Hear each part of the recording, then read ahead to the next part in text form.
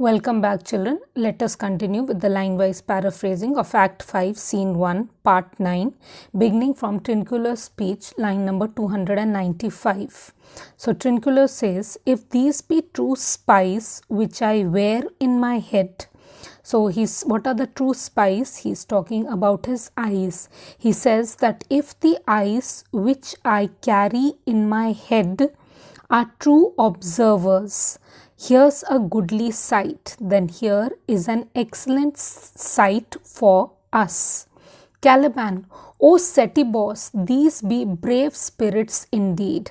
So Setebos is the name of an evil god. So he says, I swear by the evil god Setebos that these are truly very fine looking creatures.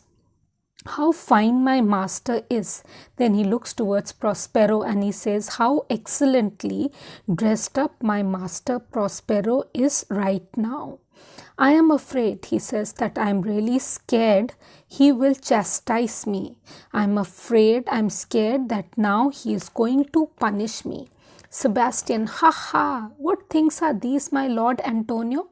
Just then Sebastian happens to see the three of them and he says, ho ho, what funny creatures are these, my lord Antonio? These look such funny creatures. Will money buy them? He says, can we buy them with money? By paying money, can we buy them? Antonio, he says, it's very likely that we can buy them with money.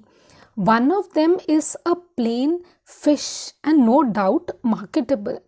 So talking about Caliban, he says that one of them obviously is a fish, and I don't have any doubt that it is marketable, that is, we can buy it.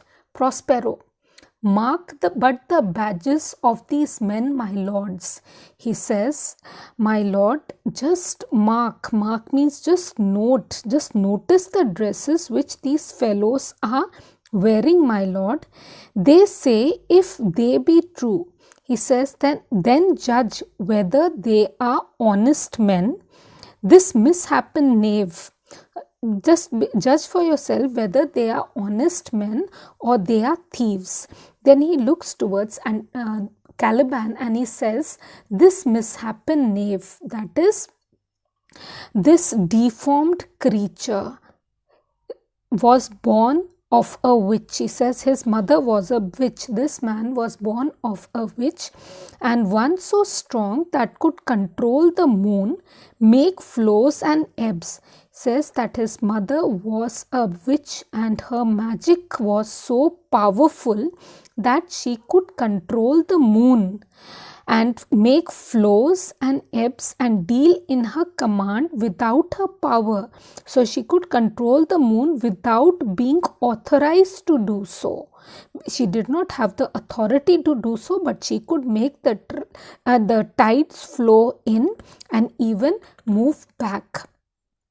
These three have robbed me. He says these three persons have stolen these garments from me, and this demi-devil, he says this half-devil, for he is a bastard one.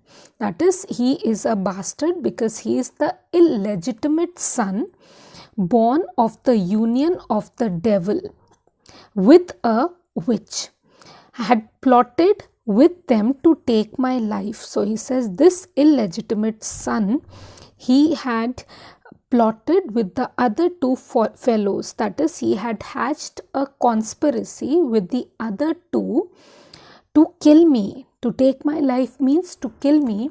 Two of these fellows you must know and own. He says two of these fellows, they are yours. You must be well aware of it. This thing of darkness I acknowledge mine, whereas I must admit that this creature, that is the thing of darkness, that is this evil thing, talking about Caliban, he says that he belongs to me. Caliban, I shall be pinched to death. So Caliban says, I am sure that now I will be tortured to death. Alonso, is not this Stefano my drunken butler? So he looks towards Stefano and he says that, isn't this Stefano my drunken butler? Sebastian, he is drunk now. Where had he wine? He says he appears to be badly drunk now. Where did he manage to get the liquor from on this island? Alonso, and Trinculo is reeling ripe, he says, and Trinculo is so drunk that his legs are unsteady. Where should they find this grand liquor that had gilded them? He says, where did they manage to get this excellent liquor which has reddened their faces? How camest thou in this pickle? So he's asking Trinculo, how did you get in this difficult situation, in this messy state? Trinculo, I have been in such a pickle since I saw you last. He says, I have been in this state since I saw you last. I am afraid. I fear me will never out of my bones, and I am afraid that I have been punished so much that the pain will never leave my bones. I shall not fear fly blowing. He says, having been plunged into this dirty pool, into the stinking pool, I feel that I need not be afraid of the flies troubling me anymore. Sebastian, why? How now, Stefano? He says, well, what is the matter with you, Stefano? Stefano, oh, touch me not. He says, oh, don't touch me. I am not Stefano, but a cramp. He says, I am no longer Stefano. I am a mass of pain. Prospero, you'd be the king of the isle, Sirrah. He says, well, you wanted to be the king of this island, fellow. What about that? Stefano, I should have been a sore one then. He says that, well, if I had become the king, then if I become the king of this island, I would have felt pain in my bones all the time. Then I would be a painful king all the time. Alonso, this is a strange thing as ever I looked on. So Alonso looks towards Caliban, pointing out to him. He says, this is one of the strangest things that I have ever seen in my lifetime. Prospero, he is as disproportionate in his manners as in his shape. He says, well, his manners are as ugly as his body is ill-formed. Go, Sirrah, to my cell. So Prospero calls out to Caliban and he says, go, fellow, go to my cell. Take with you your companions. He says, take your companions with you. As you look to have my pardon, trim it handsomely. He says that if you want that I should forgive you, then quickly go and tidy up my cell properly. Caliban, that I will. And I'll be wise hereafter and seek for grace.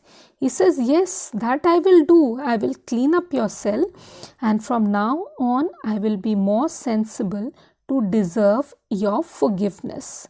What a thrice double ass was I to take this drunkard for a god and worship this dull fellow. He says that what a complete idiot I was to mistake this drunkard, this dull fellow, pointing out to Stefano, that considering this dull fellow to be a god and to worship him as one. Prospero, go to, away, he tells Caliban, go away from here quickly. Thank you.